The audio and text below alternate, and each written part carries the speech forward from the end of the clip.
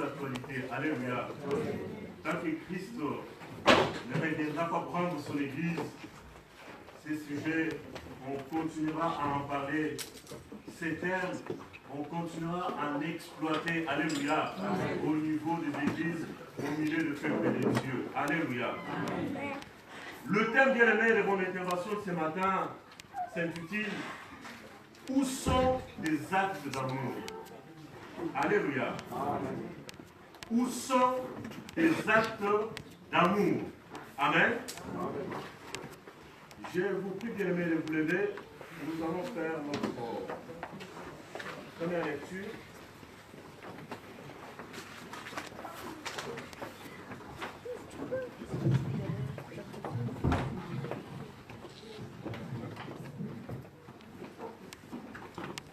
Nous ouvrons nos Bibles bien-aimées dans le livre de Luc.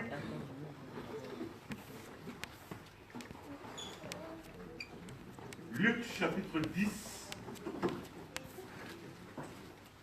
Nous lirons du 25e au 37e verset. Amen. Luc 10, 25 à 37.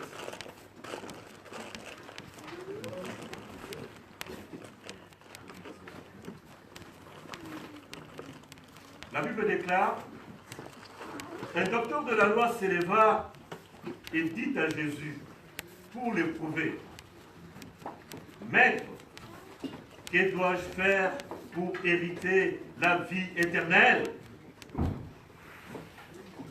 Jésus lui dit, qu'est-il écrit dans la loi? Qui le tue? 27, il répondit, tu aimeras le Seigneur ton Dieu de tout ton cœur, de toute ton âme, de toute ta force et de toute ta pensée, et ton prochain comme toi-même. Tu as bien répondu, lui dit Jésus. Fais cela et tu vivras.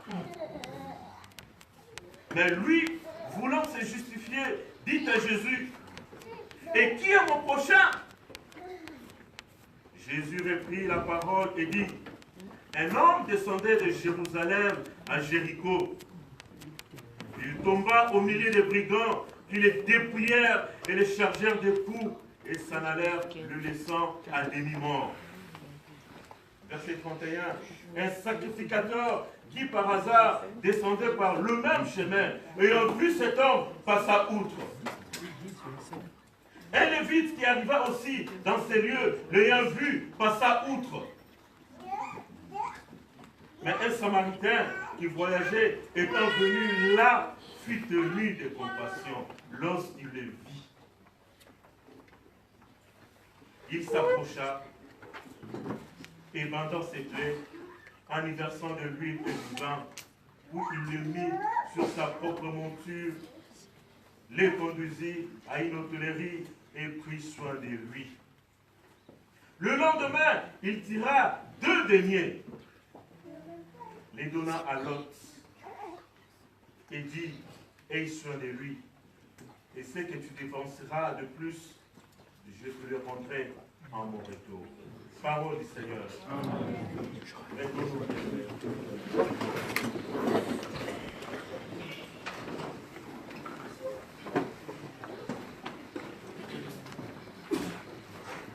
Chers amis, frères et sœurs, voilà ce que l'Éternel m'a mis à cœur ce matin. Où sont les actes d'amour? Alléluia. Le Seigneur bien-aimé nous donne ces passages, cet extrait de la Bible, pour pouvoir illustrer mon propos de ce matin.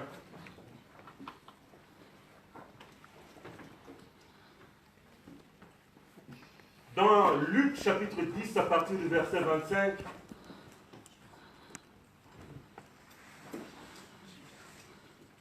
vous connaissez l'histoire du bon samaritain. Alléluia. Le contexte, c'est lequel, bien-aimé? Christ va être confronté, bien-aimé, à un docteur de la loi. Quand un docteur de la loi se présente devant Christ, ce n'est pas pour l'acclamer. Alléluia. Vous lisez tout le Nouveau Testament, tous les docteurs de la loi, le pharisien, le scribe. Quand tu viens écouter Christ, ils viennent dans un premier temps l'écouter, mais aussi pour le contredire, dans la plupart des cas. Alléluia. Les Gamaliel, il n'y en a pas beaucoup parmi les docteurs de la loi. Alléluia. Alléluia. Les Nicodème, il n'y en a pas beaucoup, bien aimés, parmi les docteurs de la loi. C'est des gens qui connaissent la loi. Et quand on parle de la loi ici, bien aimés, on parle du livre que Moïse a écrit. Le 5 premiers livres de la Bible, qu'on appelle le Pentateuque. Les 5 livres qui constituent, bien aimé, la Torah, la base, bien aimé, de la foi juive. Alléluia. Et ils ont été, bien aimés, nourris dans ça. Alléluia. Ils connaissent la loi. Mais un va se présenter devant Christ et va lui poser 2 questions pièges. Alléluia. Il va poser une première question à laquelle il connaît déjà la réponse. Mais il veut quand même piéger le maître. Amen. Amen. J'espère que ce n'est pas le cas pour toi dans cette église. Amen. Quand tu approches les serviteurs ou la servante de Dieu pour poser une question, je sais que tu as besoin d'un éclaircissement. Alléluia. Amen. Alléluia. Amen. Mais ne viens pas piéger le serviteur ou la servante de Dieu. Amen. Amen. Quand tu connais la réponse à ta question, vaut mieux ne pas poser ta question. Alléluia. Amen. Mais là, il est tombé devant Rabbi. Alléluia. Devant le maître de la loi. Devant celui qui est au-dessus du sabbat. Alléluia. Devant celui qui est venu accomplir la loi qu'il a mangée toute sa vie. Alléluia. Seigneur, maître, que faire pour hériter le royaume? Alléluia. Tu connais la loi? Tu lis aussi cette loi. Qu'est-ce que cette loi te dit, toi, docteur de la loi? Amen. Et ici, le docteur de la loi va commencer à citer, à réciter la loi. Alléluia. Parce que c'est des gens qui ont mangé la Torah. Alléluia. Et ils savent réciter la Torah. Ils savent réciter la loi. Et il a commencé, bien aimé, à réciter la loi. Tu aimeras ton Dieu de tout ton cœur, de toute ta force, de toute ta pensée. Et tu aimeras ton prochain comme toi-même. Qu'est-ce que tu dis, mais c'est bon ce que tu as dit. Amen. Fais cela et tu vivras. Amen. Mais il ne s'arrête pas là. Deuxième piège. Mais Seigneur, mais qui est mon prochain? Amen. Amen. Alors, c'est là que Christ va saisir l'occasion pour pouvoir administrer, bien aimé, une leçon à laquelle le docteur de la loi ne s'attendait pas. Amen. Dans l'idée du docteur de la loi, voulant se justifier, pour lui, le prochain, c'était celui avec qui on partageait la même foi. C'est les Juifs, en bref. Alléluia.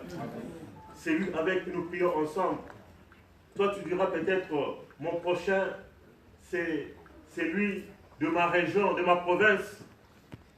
C'est lui ou celle de mon pays. Alléluia. Mais qui est mon prochain? Et c'est là que, bien aimé, Christ va introduire la parabole du bon samaritain. Amen. Amen. Alléluia.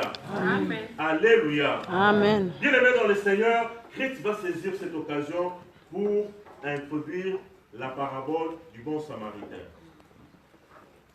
La Bible dit, un homme descendait de Jérusalem à Jéricho.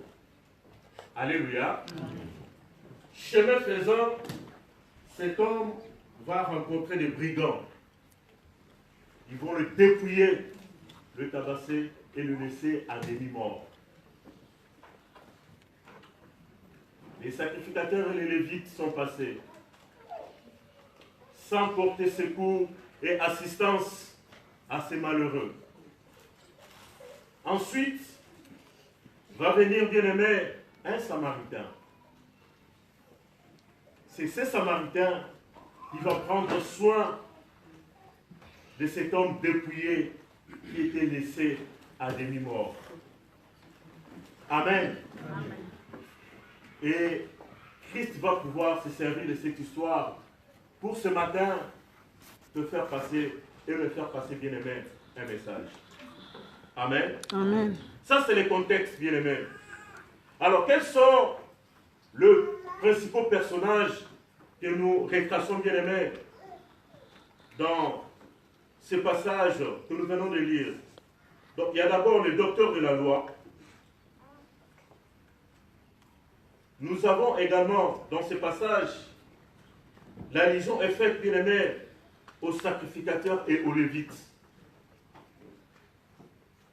Nous avons également, bien-aimé, la présence de Christ lui-même, parce que c'est lui qui donne cette parabole. Nous avons également l'homme qui descendait de Jérusalem à Jéricho. Nous avons également les Samaritains. Alléluia. Et la Bible nous parle également de l'hôtellerie et de l'hôte. Alléluia. C'est le responsable de l'hôtellerie. Alléluia. Amen. Ça, c'est le principal personnage que nous retrouvons, bien aimé, dans ces passages. Amen. Amen. Alléluia. Amen. Pourquoi, bien aimé, Christ d'abord va pouvoir, au lieu de répondre directement à la question, bien aimé, du docteur de la loi concernant le prochain, mais il va saisir, bien aimé, cette occasion pour lui administrer une leçon beaucoup plus grande que ça. Amen. Parce que, bien aimé dans le Seigneur, il voulait faire comprendre d'abord au docteur de la loi que réciter la loi à elle seule ne suffit pas pour être sauvé. Alléluia. Amen. Tu confesses de ta bouche que Christ est Seigneur. Ce n'est pas ça qui fera que tu seras sauvé. Amen. Amen. Alléluia. Amen. Alléluia. Amen. Les docteurs de la loi savent aussi réciter la loi comme toi et moi. Amen. Amen. Mais Christ voulait lui dire, la récitation à elle seule ne suffit pas. Amen. Amen. Maintenant, il faut pratiquer cette récitation. Ne te limite pas, bien-aimé. Ce n'est pas, bien-aimé, un reproche que tu te dire de retenir tous les passages de la Bible. Tu peux le faire. Amen. Amen. Ça peut t'aider, bien-aimé, dans ta prière de tous les jours. Parce que la prière que nous faisons, l'intercession, toutes ces choses, bien-aimés, sont basées sur la parole de Dieu. Et quand tu as la parole dans ta tête, dans ta vie, quand tu l'as intériorisée, tu peux, bien-aimé, derrière faire une prière soutenue et efficace. Amen. Amen. Mais le plus important, ce n'est pas, bien-aimé, de gober tout. Le plus important, c'est de pratiquer ce que tu as mangé, ce que tu as gobé. Amen. Amen. Alléluia. Amen. Donc, la récitation de la loi, Christ va dire au docteur de la loi, ne suffit pas. Amen. Amen. Quelle est la compréhension, bien-aimée, de cette parabole? Pourquoi parle-t-on, bien-aimé, des sacrificateurs et des lévites qui, en principe, dans notre réflexe, devraient plutôt avoir, bien-aimé, une empathie, une compassion vis-à-vis de cet homme tabassé, laissé à demi-mort, dépouillé complètement. Mais la Bible nous dit, les sacrificateurs et les lévites, qui sont pourtant des religieux, sont passés outre, sans apporter assistance, sans apporter secours à ces malheureux. Amen. J'ai essayé de lire pour comprendre l'attitude, bien-aimée, de ces serviteurs de Dieu. Parce qu'ils sont serviteurs de Dieu. Amen. Amen. J'ai trouvé une explication dans la Bible. dans la loi, quand vous lisez dans Lévitique 21, verset 1, l'Éternel dit à Moïse, parle aux sacrificateurs fils d'Aaron, et tu leur diras, un sacrificateur ne se rendra point impur parmi son peuple pour un mort. Alléluia. Alléluia. Ça, c'est la loi. Donc, le sacrificateur a appliqué la loi. Bon, moi, je suis sacrificateur, je ne peux pas m'approcher d'un cadavre. Amen. Alléluia. Et en cela, bien aimé, il n'a pas tort, parce qu'il a appliqué la loi. Alléluia. Le Lévite aussi pareil. La Bible dit dans Nombre 19, quand vous lisez tout Nombre 19, tout le chapitre, la Bible nous parle de loi de purification pour les sacrificateurs et les Lévites, qui se rendent coupables d'impureté puisqu'ils se sont rapprochés d'un cadavre. Alléluia. Il y avait tout un rituel à respecter. Alléluia. Et ces serviteurs de Dieu, pour éviter ces rituels de purification, ils se sont dit, celui-là, il est déjà mort. Alléluia. Ils ne peuvent pas, bien aimé, s'approcher d'un cadavre. Amen. Alléluia. Mais les serviteurs d'aujourd'hui ne vont pas faire, bien aimé, ne vont pas avoir ces réflexes-là. Alléluia. Alléluia. Quand je parle des serviteurs ici, des sacrificateurs des Lévites, ah, vous me dites tout, ah là c'est Jean-Pierre Pasteur, ah là c'est Pasteur Anatole, c'est Papa Cam, c'est Pasteur François. C'est eux qui devraient s'approcher de ces moribonds. Alléluia. Alléluia. Bien-aimés, nous vivons les temps de la grâce. Alléluia. Où la sacrificature a été ouverte à tout enfant de Dieu. Alléluia. Alléluia. Alléluia. Tu es aussi, autant que nous qui parlons, tu es aussi concerné. Amen. Alléluia. Bien-aimés, voilà l'explication de l'attitude, bien-aimé, de ces deux serviteurs. La Bible nous parle également, bien-aimé, de l'homme dépouillé, tombé à mort. Son identité, bien-aimé, ne pas révéler. Tout ce que l'on sait de lui, c'est qu'il venait de Jérusalem vers Jéricho. Là, je vais m'attarder un tout petit peu. Cet homme, bien-aimé, venait de Jérusalem et il descendait vers Jéricho. Jérusalem, par rapport à Jéricho, est une ville construite sur les hauteurs.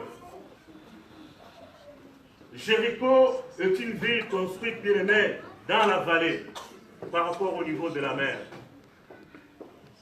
Jérusalem signifie la cité de paix.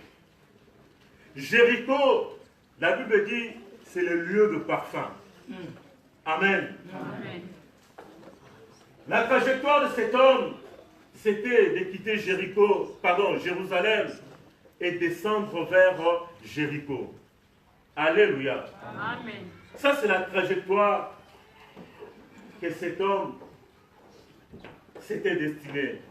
Mais la Bible dit, ce chemin était parsemé de brigands. Ce chemin était parsemé de voleurs. Amen. Amen. Bien-aimé, l'image de cet homme qui s'éloigne de Jérusalem, c'est l'image de l'enfant de Dieu que tu es, que je suis, qui s'éloigne de la cité de David, qui s'éloigne de la paix du Seigneur, qui s'éloigne de la grâce de l'Éternel. Et cet homme retourne à Jéricho. Bien-aimé dans le Seigneur, cette ville de Jéricho, qui est la première ville, la plus grande ville de Canaan que Josué a conquise, bien-aimé, cette ville, quand Josué l'a conquise, bien-aimé, cette ville a été dévouée par interdit. Alléluia. Amen. La Bible dit, dans Josué 6, verset 26, « Malheur à celui qui rebâtira Jéricho. » Amen. Amen. Il en payera le prix fort au prix de décès de ses deux enfants, l'aîné et le plus jeune. Ça, c'est la prophétie. L'interdit que Josué avait lancé sur la ville de Jéricho. Malheur à celui qui aura l'intention de bâtir cette ville. Amen. Mais dans la Bible, quand vous faites l'étude de la Bible dans 1 roi, chapitre 16, verset 24, il y a un roi descendant bien-aimé d'Akab qui voulait rebâtir Jéricho. Vous lisez l'histoire dans 1 roi 16, 34, vous verrez que ce roi-là a vu la prophétie de Josué s'accomplir dans son foyer parce qu'il a perdu 2 fils. Alléluia. Jéricho, c'est ton ancienne vie. Ton ancienne vie, Christ l'a dévouée par l'interdit. Alléluia. Cette vie qui était pour toi un gain, cette vie qui te procurait beaucoup de choses dans le monde, mais le jour où tu es venu dans le Seigneur, il y a un interdit qui a été frappé sur ton ancienne vie. Alléluia. Amen. Il est interdit pour toi de retourner dans ton ancienne vie. Alléluia. Amen. Amen. Un jour, à Kinshasa, pendant que nous venions de recevoir Christ, nous étions dans un groupe de gagnants d'âme. On avait encore cette force-là, cette vigueur-là, cette volonté d'aller toquer des portes, d'aller dans le marché, prêcher la parole avec notre Bible. Et parmi nous, il y avait une fille qui avait accepté Christ au même moment que nous. Mais cette fille avait un copain et on lui avait dit, il faut tout arrêter. Amen. Maintenant que tu as donné ta vie à Christ, tu dois tout arrêter. Amen. Il va dire à notre encadreur, qui était le pasteur Jean-Jacques que vous connaissez, non, mais moi, de temps en temps, je vais chez lui pour essayer de les gagner dans le Seigneur aussi. Alléluia. Alléluia. Amen. Notre encadreur lui a dit, ce n'est pas à toi de rentrer vers ton ancien chéri pour les gagner dans le Seigneur. Amen. Ça ne se passe pas comme ça. Amen. On lui a interdit ça. Ton ancienne vie a été frappée d'interdit. Alléluia. Bien-aimé dans le Seigneur, de Jérusalem à Jéricho, c'était une descente.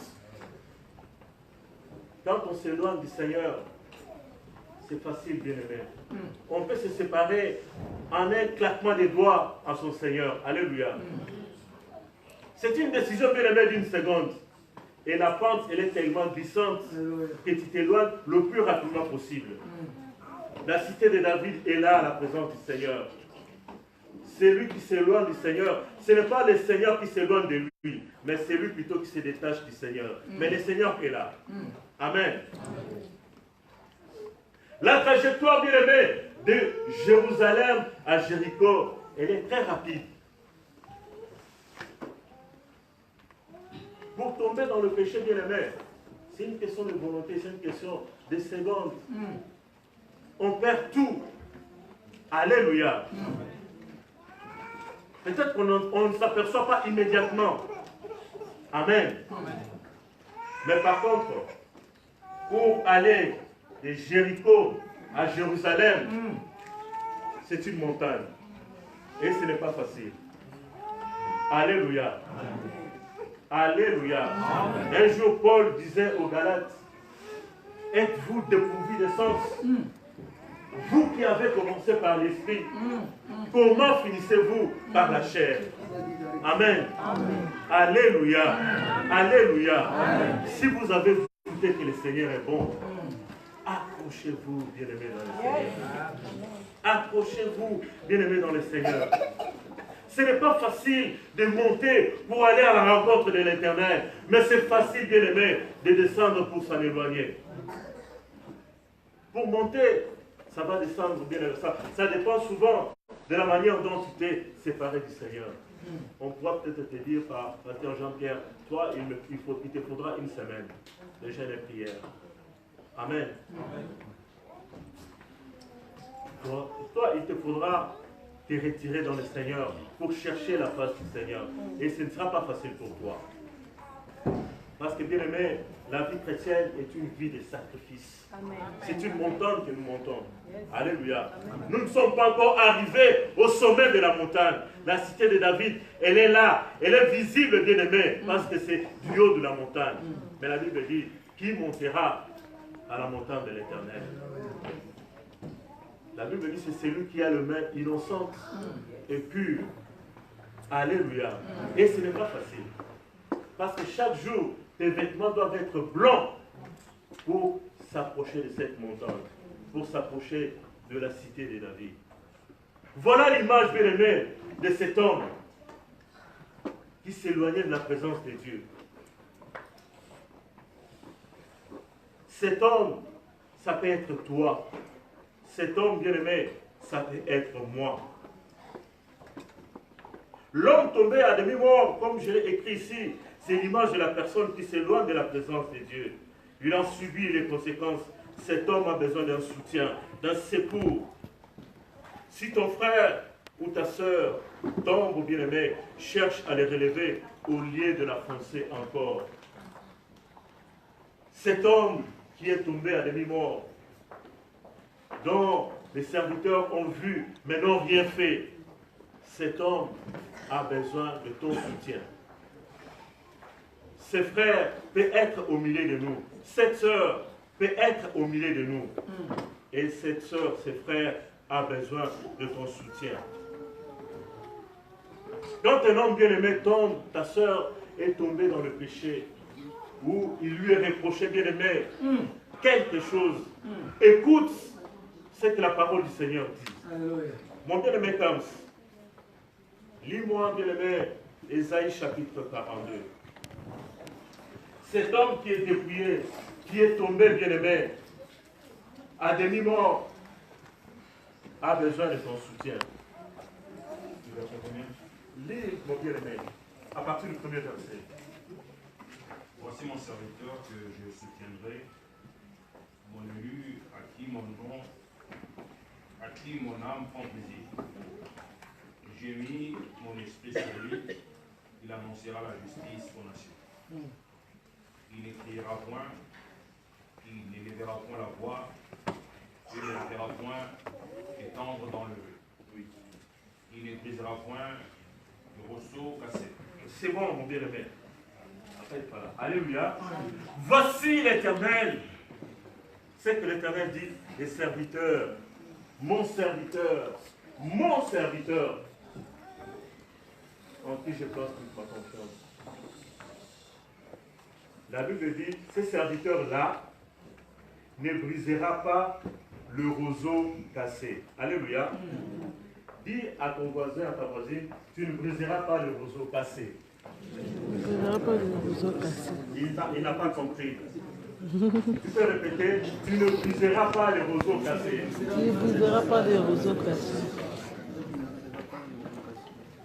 Dieu dit, mon serviteur ne brisera pas les roseaux cassés. Amen. Alors je vais vous expliquer c'est quoi un roseau cassé. Alléluia. Amen. Voyez-vous, bien aimé, dans une rivière, il y a deux bouts de plantes qui naissent au bord de la rivière. Amen. Ces bouts de plantes-là, on les appelle des roseaux. Amen. Quand un vent violent vient, frappe le roseau, ces bouts de plantes-là, bien aimés, peuvent être déformés, peuvent tomber. Amen. Et Dieu dit, toi mon serviteur, toi ma servante, il ne faut pas que tu viennes encore, alors que le roseau est déjà cassé, pardon. Il ne faut pas que tu le brises encore, parce qu'il est déjà cassé. Amen. Le roseau, c'est toi, c'est moi. C'est cet homme dépouillé qui a été laissé à demi-mort. il est déjà cassé, bien-aimé. Il est déjà tombé. Il traverse déjà une période très difficile dans sa vie. Il est déjà, bien-aimé, dans cet état de reproche qu'on lui fait tous les jours, parce qu'un jour, il était tombé dans le péché. Mais pourquoi, bien-aimé, tu viens encore l'enfoncer dans son mal? Alléluia.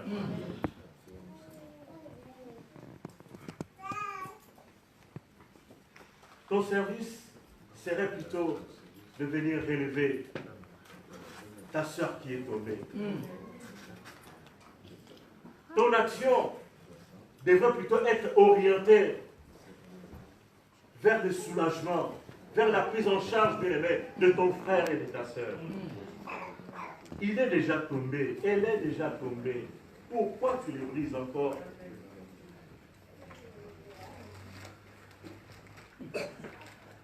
Pasteur Jean-Pierre, tu es à la maison.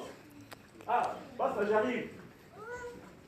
Tu arrives chez le pasteur Jean-Pierre, non pas pour lui apporter la bonne nouvelle, mais pour casser du sucre sur le dos d'un frère de l'église, sur le dos d'une sœur de l'église. Alléluia. Il est déjà cassé, il est déjà tombé, elle est déjà dans la souffrance. Pourquoi tu veux encore, bien-aimé, l'enfoncer dans son malheur? Telle n'est pas l'attitude que doit avoir un serviteur. Et c'est Dieu qui le dit dans Ésaïe 42. Et quand Dieu dit, mon serviteur, en qui? Mais ces serviteurs-là, ce n'est pas seulement ceux qui sont là-bas, bien-aimés. Toi aussi, tu es serviteur. Quand tu viens à l'église comme ça, bien-aimé, pour écouter la parole du Seigneur, tu sers le Seigneur. Alléluia. Quand tu prends, bien-aimé, même 5 minutes pour prier pour ton pasteur, tu sers le Seigneur. Alléluia. Amen. Toi qui viens ici, chaque mardi matin ou mercredi, je ne sais pas, le soir, tu prends un balai, tu nettoies l'église, tu sers le Seigneur. Alléluia. Ne confondons pas le ministère et être au service de Dieu. Tout le monde peut être au service de Dieu, même si tu n'as pas un ministère établi au niveau de l'église. Et Dieu dit, voici ce qui doit être mon serviteur. Il ne brisera pas le roseau passé. Alléluia. Amen. La Bible nous parle également, bien-aimé, du Samaritain. Alors ici, Christ va confondre, bien-aimé, cet homme de la loi. Parce qu'il va prendre, bien-aimé, le cas d'un Samaritain. Les Samaritains sont en conflit perpétuel avec les Juifs. Alléluia. Amen. Ils sont considérés comme des païens. Amen. D'ailleurs, le scribe et le pharisien, parfois pour injurier Christ, il appelait les Samaritains. Donc pour le juif, Samaritain c'est une injure.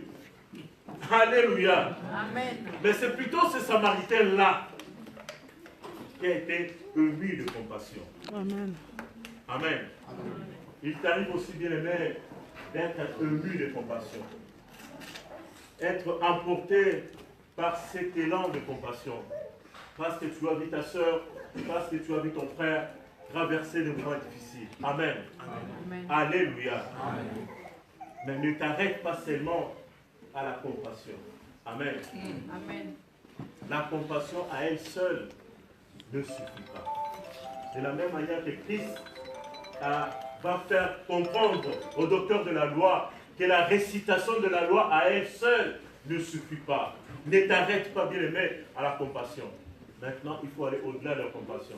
C'est-à-dire poser les actes d'amour. Amen. Amen. Poser les actes d'amour. Poser les actes d'amour. Ce Samaritain a vu cet homme dépouillé, laissé à demi-mort. Il a été ému de compassion, comme la Bible dit, mais il ne s'était pas arrêté là. Il a commencé maintenant à poser les actes d'amour. Et je voudrais prendre, bien aimé, quelques minutes pour partager ces actes d'amour que ce Samaritain a posés à l'endroit de cet homme laissé à demi-mort. dans 1 Jean chapitre 3. Premier épître de Jean chapitre 3, verset 18. La Bible dit, petits enfants, n'aimons pas seulement en parole. N'aimons pas seulement en parole, mais en acte aussi. C'est là le thème de mon intervention. Où sont tes actes d'amour? Tu as eu compassion de ta soeur, de ton frère? Oui, c'est bien. Je sais que tu as eu du temps pour prier aussi pour elle, pour prier aussi pour lui, parce que sa situation, bien aimé, te touche aussi, te dérange aussi. C'est bien. Mais Dieu dit, il faut aller au-delà des compassions. Il faut aller au-delà de la parole. À la parole, il faut ajouter les actes d'amour. Amen. Amen. Alors, voyons ce que ce Samaritain a fait. Premièrement, la Bible dit, il s'est approché. Il s'est approché de ces malheureux. Bien-aimé dans le Seigneur, s'approcher de quelqu'un favorise l'écoute et la compréhension en vue d'une solution appropriée. Tu as prié à distance, c'est bien. Tu l'as eu au téléphone, c'est bien.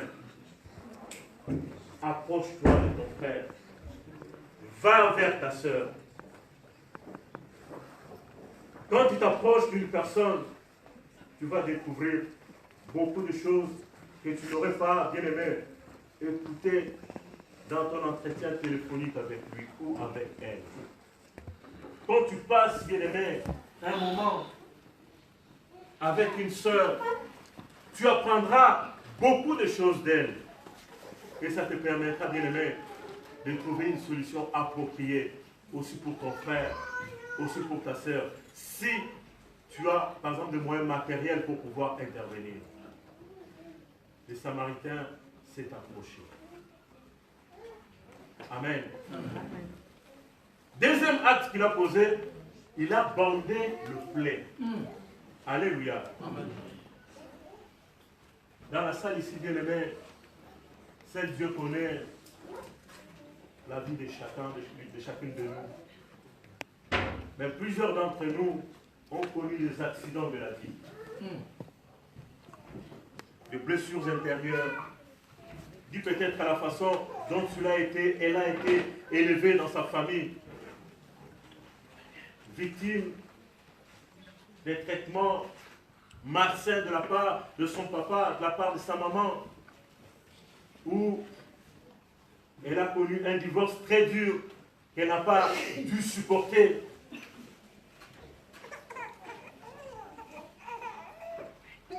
Elle a donné naissance à un enfant par césarienne et ce traitement ou cet accouchement par césarienne va créer dans la vie de cette maman une malformation physique.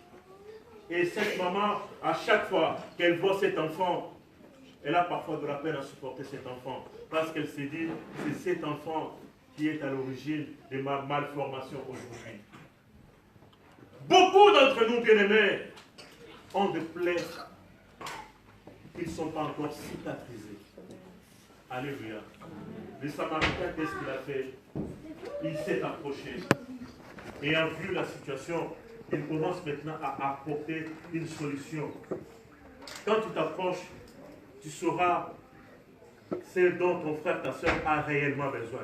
C'est à ce moment-là, bien aimé, que le Seigneur te mettra à cœur la solution appropriée pour ton frère et ta soeur. Il s'est approché, il a vu l'état de la situation, il a commencé à bander le plaid. Toi, bien aimé, qui n'aimes pas rendre visite à tes frères, à tes soeurs, tu te dis, ah, moi, l'église me suffit. Je viens, je prie, et je rentre, je suis tranquille chez moi. Je ne veux pas de problème avec les gens. Alléluia. Tu te dis cela. Mais tel n'est pas ce que recommande Dieu pour la vie en communauté. Alléluia. Alléluia. Alléluia. Si tu refuses d'aller chez les gens, mais les jours où toi tu auras un problème et que ces mêmes gens ne viennent pas te rendre visite, tu diras, ah, cette église-là, ils ne viennent jamais rendre visite à des gens. Amen. Mais est-ce que toi, tu le fais? Amen. Cette église-là, alléluia. La Bible dit, dans Romains 15, verset 1, que ceux qui sont forts soutiennent le faible. Tu t'estimes être fort, forte. Va à la rencontre de ta soeur. Elle est déjà un roseau cassé. Va la consoler. Va à son secours. Alléluia. Qu'est-ce que les Samaritains ont encore fait? Il ne s'est pas limité, bien aimé, à s'approcher du malheureux, à lui bander les plaies, mais il a aussi versé de l'huile et le vin. Alléluia. Il a versé, bien aimé, de l'huile et le vin. Mais tu te dis, mais le vin, on peut aussi s'en servir pour verser sur le corps. Amen. Bien aimé, le vin a aussi des vertus thérapeutiques. Alléluia. Amen. Alléluia. Alléluia. Le vin, c'est un oxydant. Ça peut aussi permettre, bien aimé, de neutraliser les microbes et de faire coaguler les sangs. Amen. Le vin a aussi des vertus thérapeutiques. Amen. Bien aimé dans le Seigneur, ces vins-là, il n'avait pas pris pour lui donner pour qu'il boive. Amen. Il a mis ça sur le plaid. Parce que tu diras, ah, frère Michel a dit le vin a le vertu thérapeutique. Je peux m'en donner à cœur joie. Amen. Ce vin-là, on l'a pris. Le Samaritain l'a pris pour verser sur le plaid. Amen. Amen. Sur la bouche. Ça, là, c'est une autre affaire. Et je vais laisser là-bas au pasteur de définir tout ça correctement. Amen. Pour qu'on vous donne bien la ligne directrice de l'Église à propos du vin. Amen. Mais là, c'était notre débat. Donc, il a pris l'huile et le vin qui symbolisent ici, bien aimé, la prière de guérison. La Bible dit dans Jacques chapitre 5, verset 13, quelqu'un parmi vous est-il malade, qu'il appelle les anciens, et que les anciens viennent avec l'huile d'onction, qu'ils mettent sur le malade. Amen. À propos du vin, quand vous lisez dans Matthieu 26, verset 26, Christ va prendre le vin et va dire, ceci est mon sang. Alléluia. Et le sang de Jésus apporte la guérison dans la vie des malades. Alléluia. Et bien aimé, quand tu prends ces vertus-là, tu l'appliques sur la vie de ta soeur qui est un problème, dans la vie de ton frère qui est un problème. Bien aimé, Dieu opère une grande guérison. Alléluia. Amen. Alléluia. C'est lui qui fait ça, bien aimé. Ce n'est pas un sacrificateur, ce n'est pas un lévite, mais c'est un païen. C'est un païen. Amen. Et Christ va le faire prendre au docteur de la loi. C'est lui qui a appris tout ça. Ce n'est pas un juif, mais un samaritain. C'est lui que vous avez rejeté. Mais c'est celui-là qui commence à poser les actes d'amour. Ce que je suis en train, bien aimé, de vous citer là, ce sont les actes d'amour auxquels toi et moi, nous sommes appelés vis-à-vis de ceux qui sont aujourd'hui dans le plaie. Parfois incicatrisables. Amen. Mais ce matin, Christ te dit, prends l'huile, prends le vin, et la personne va être guérie. Alléluia. Il ne se limite pas là. Il va prendre, bien aimé, cet homme, il va le mettre sur sa monture. Et il va le conduire à l'hôtellerie. Amen. Les deux premiers actes, s'approcher, bander les prêts, même le troisième, verser de l'huile, sont des actes spirituels. Alléluia. Mais Dieu dit, il faut se poser les actes. Les deux actes qui vont suivre, le mettre sur sa monture, le conduire à l'hôtellerie, ça c'est les actes que le Seigneur attend de toi. Amen. L'hôtellerie, bien aimé, ici c'est quoi? L'hôtellerie, bien aimé, c'est l'église du Seigneur. Amen. Amen. Quand vous lisez dans Actes chapitre 2, verset 47, la Bible nous dit toutes les personnes qui étaient guéries, là je parle de la première communauté, toutes les personnes qui étaient guéries, que faisait le Seigneur? Il le prenait, il l'amenait à l'église. Parce que l'église doit être le relais, parce que l'église doit continuer le travail, parce que l'église doit faire son travail. Quel est le travail de l'église? C'est de prendre cet homme à demi-mort que les Samaritains a pris, a déposé dans l'église. L'église va maintenant commencer le travail bien-aimé de la rédemption, le travail de la réparation. Alléluia. Parce que le rôle de l'église, c'est de prendre celui qui est abattu, celle qui est abattue, bien-aimé, de la préparer à la rencontre du Seigneur. Ça, c'est le rôle de l'église. Et les Samaritains a pris cet homme-là, laissé à demi-mort. Il va l'amener à l'église. Il dit, église, je te donne 2 deniers. Prends soin de ces messieurs, prends soin de cet homme. Tout ce que tu dépenseras pour lui, quand je reviendrai, je te restituerai. Alléluia. Le 2 deniers. Bien aimé, l'église, l'hôtellerie, l'hôte a reçu du Samaritain 2 deniers. Alléluia. Dis à ton voisin, à ta voisine, j'ai reçu 2 deniers. Elle n'a pas compris. Dis-lui, j'ai reçu 2 deniers. J'ai reçu 2 deniers.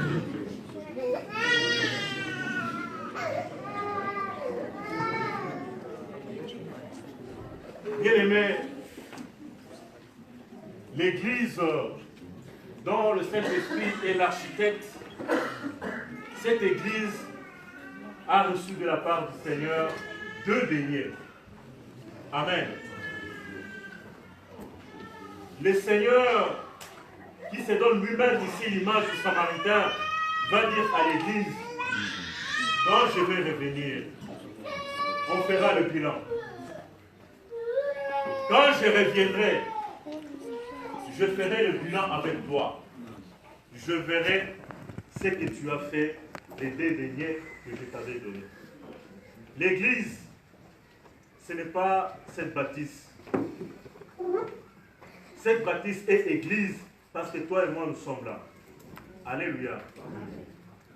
L'église c'est toi, l'église c'est moi, le corps de Christ.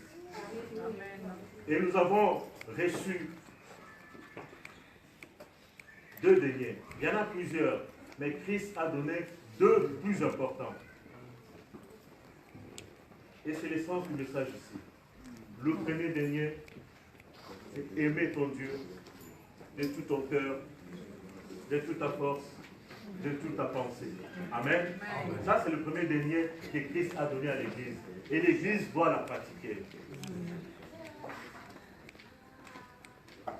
Le commandement d'amour, c'est ce qui globalise ou qui schématise ou qui conclut, bien aimé, toute la Bible.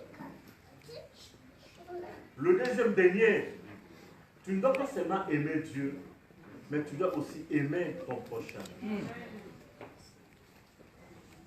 Alléluia. Toi qui prétends aimer Dieu comme dit la Bible, pendant que tu négliges ton prochain, le Dieu que tu ne vois pas, tu prétends l'aimer. Et ma sœur qui est là, créée à l'image et à la ressemblance de Dieu, tu ne l'aimes pas. Comment prétends-tu aimer Dieu que tu ne vois pas physiquement, alors que l'homme créé à l'image de Dieu, tu ne l'aimes pas? Bien-aimé dans le Seigneur, je voudrais te dire, ce matin, tu auras le jour de bilan. Que le Samaritain reviendra. Tu rendras le compte sur le 2 deniers qu'il nous a remis. L'amour vertical vers Dieu, l'amour horizontal vers mon prochain. Amen. Amen. Il y a une sœur ici dans l'église et ce que je vais dire ici est arrivé aussi à mon frère Étienne. Il a d'ailleurs confessé ici. Un jour, chemin faisant, il va rencontrer une personne qui va lui demander de l'argent ou un service. Le bien-aimé ne l'a pas immédiatement fait. Mais quand tu vas apprendre que c'est un serviteur de Dieu, il était maintenant pressé de donner. Et la personne va lui dire, parce que je t'ai dit que je suis serviteur de Dieu, maintenant tu t'empresses à donner. Alléluia. Il y a une soeur dans la salle aussi, et elle m'a raconté ça. Un jour, il était sur la place des jaunes. Il voit un mendiant s'approcher de lui, un nécessité. Il lui demandait l'aumône. Amen. Et la sœur, de se dire en elle-même, si je te donne, c'est pour que tu ailles prendre de la bière, du vin. Je ne te donnerai pas. Amen. Ça va se passer. La sœur est passée. Elle va prendre le tram. Et dans le tram, il va rencontrer le même nécessité. Amen. Qui était assis près d'elle. Et le nécessité va aller auprès d'une autre personne qui est à côté de notre soeur aussi. Et cette personne-là ne va pas hésiter. Il ne va pas voir la main lourde. Il va sortir de l'argent dans sa poche et il va donner à ces messieurs. Écoute maintenant ce qui va se passer, mon frère, ma soeur. Ce monsieur-là, le nécessité, a commencé à prier pour cet homme-là dans le tram. Oh, que mon Dieu te bénisse. Merci, merci. Vraiment que le Seigneur te rende au centuple ce que tu m'as donné. Alors, la sœur, là où elle était assise, le Seigneur l'a confondue. Alléluia. Le problème, c'est quoi, bien-aimé? Nous avons parfois des intentions préconçues. Alléluia. Nous avons des intentions préconçues. Si je lui donne, il va aller jeter du vin. Il va aller s'enivrer. Ton problème, c'est donner. Alléluia. L'affectation que ce monsieur ou cette soeur fera de ce que tu lui as donné, c'est son problème. Amen. Toi, ton problème, c'est de donner. C'est vrai que la Bible nous dit, nous devons le pratiquer bien plus vers nos frères et sœurs dans la foi. Mais pas que. Alléluia. Alléluia. Paul va dire aux Corinthiens, donne selon ce que ton cœur a résolu. Alléluia. Pratiquons, bien-aimés, ces actes d'amour. Et pour pouvoir, bien-aimés, conclure mon propos, je vais lire Marc chapitre 12.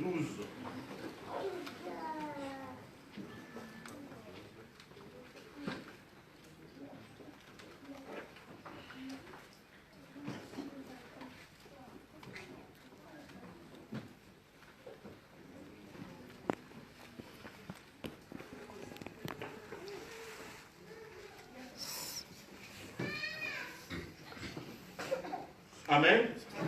Je vais lire Marc 12, chapitre 34. Non, mais chapitre 12, verset 34.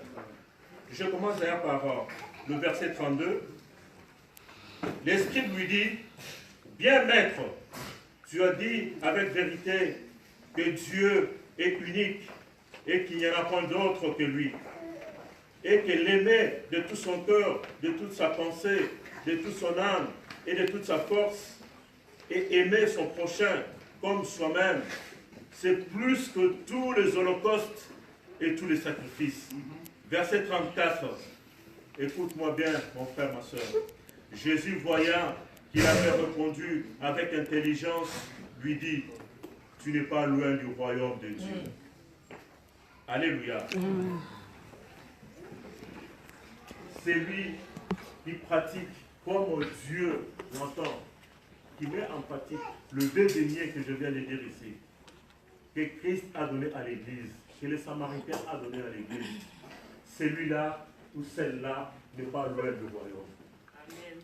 Alléluia. C'est lui qui pratique les actes d'amour que les Samaritains nous donnent ici. Avoir compassion, s'approcher de sa soeur, de son frère, bander ses pleurs, c'est-à-dire le prendre en charge, prier pour lui, en lui amenant de l'huile et de vin, mais aussi, pas que, apporter aussi le matériel, la finance pour aider sa soeur qui est dans la souffrance, qui est dans un état critique, à venir en aide à une famille qui a besoin de toi au moment le plus attendu, bien-aimé. Si tu le fais, le Seigneur te dit, celui-là ou celle-là n'est pas loin du royaume. Alléluia. Tu t'es dit, oui, j'avais moi aussi ces dons de libéralité, mais depuis un certain temps, depuis plusieurs mois, depuis plusieurs années, plusieurs semaines, je ne le vis plus. Tu es peut-être ce matin touché par ce message. Toi qui te croyais délaissé, abandonné, mais le Seigneur te dit ce matin, ne te crois pas abandonné, ne te crois pas délaissé. Alléluia. Tant qu'il y a la vie, il y a encore de l'espérance. Tant qu'il y a la vie, il y a encore de l'espérance. Et mon frère, toi qui ce matin vas prendre la décision et dire, oui, je vais commencer à visiter mes bien-aimés. Je vais commencer à prier pour eux. Mais je vais aussi commencer à servir mon Dieu avec le paix que j'ai, venir au secours de la personne qui en a le plus besoin. Oh, bien-aimé dans le Seigneur, c'est ce dont le Seigneur attend de toi ce matin. Tu t'es dit, fini pour moi, je ne briserai plus le roseau cassé. Quand ma soeur est dans le drame, quand elle passe des moments difficiles, mon rôle doit consister plutôt à prier pour elle, doit consister plutôt à l'assister, à l'accompagner pendant ce moment le plus difficile. C'est ça que l'Éternel attend de toi. Et toi, Église du Seigneur, sache que le Samaritain a dit, il va revenir. Il reviendra pour faire le bilan avec toi. Quelle a été la pratique faite de dédaigner qu'il t'a remis? L'amour pour Dieu, l'amour pour mon prochain. Alléluia. Amen. Mettons-nous debout, bien-aimés.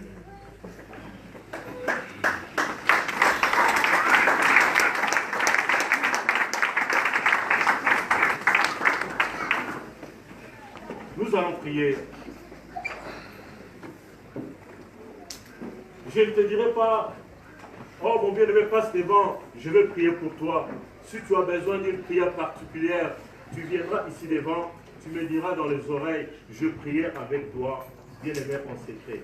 Si tu es touché, si tu as besoin que l'Éternel puisse ressusciter, par exemple, des dons de libéralité, si tu as besoin que le Seigneur puisse, bien-aimé, oui, réveiller en toi ce besoin d'intercéder pour les autres, tu le feras, mais volontairement. Je veux que l'Esprit du Seigneur te touche. Et non pas ce que je l'ai dit pour que tu passes devant. Bien-aimé, levons nos mains vers le ciel. Tu vas commencer à bénir Dieu pour le message que tu as écouté ce matin. Où sont tes actes d'amour? L'Éternel est en train de chercher les actes d'amour, bien-aimé, dans ta vie. Petits enfants, ne mets pas seulement en parole, mais aussi en acte. Lève tes mains vers le ciel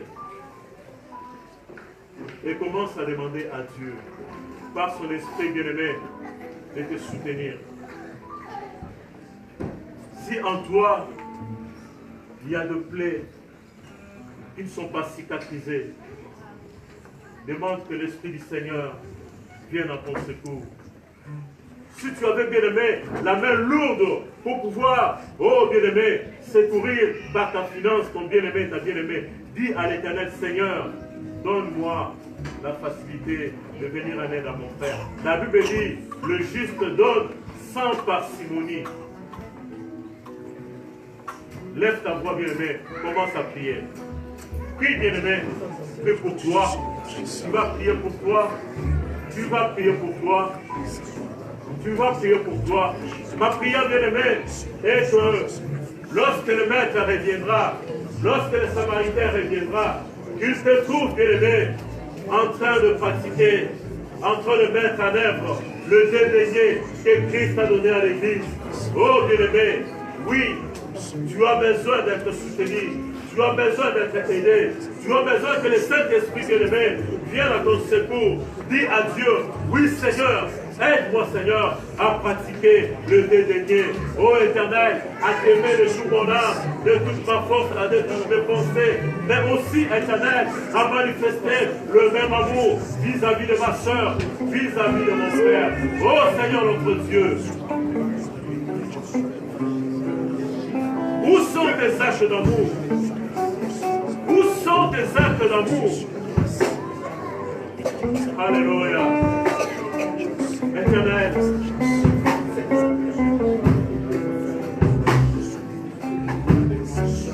Touche ce matin le cœur de mon frère. Touche ce matin, Seigneur, le cœur de ma soeur. Oh Dieu d'amour, que notre cœur soit tourné, Seigneur, vers l'amour. Tu as dit que c'était le plus grand commandement que tu as donné à l'humanité, Seigneur. Voilà ma soeur, de pratiquer ces désirs, Seigneur. Oh Seigneur notre Dieu. Donne-nous, Seigneur, de te porter, Seigneur, vers notre soeur, de voir celui qui est en face de toi, en étant, Seigneur, toi-même. Oh Seigneur. Merci, Seigneur.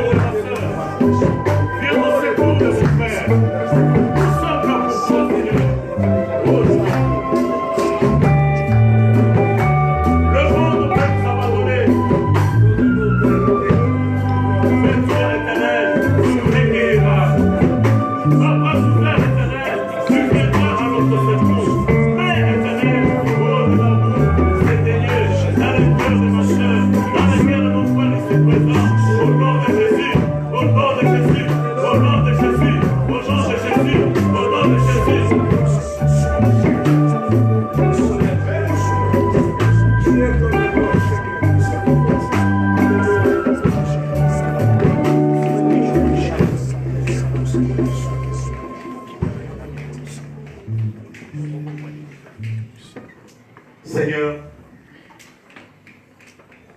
ce matin, nous voulons te manifester toute notre reconnaissance. Tu es le réparateur de brèches. Quand le juste tombe, cette fois, tu lui donnes la force de se lever. Je ne sais pas combien parmi nous continue, Éternel, à traîner de plaies béantes non cicatrisées. Ce matin, je lève me mets vers le ciel. Je proclame, Seigneur, une prompte guérison dans la vie de ma soeur, dans la vie de mon frère. Tu es le Dieu consolateur. Viens au secours de ma soeur. Le monde l'a abandonné. Sa famille a tourné le dos. Mais toi, Éternel, ce matin, tu la recueilles. Tu le recueilles.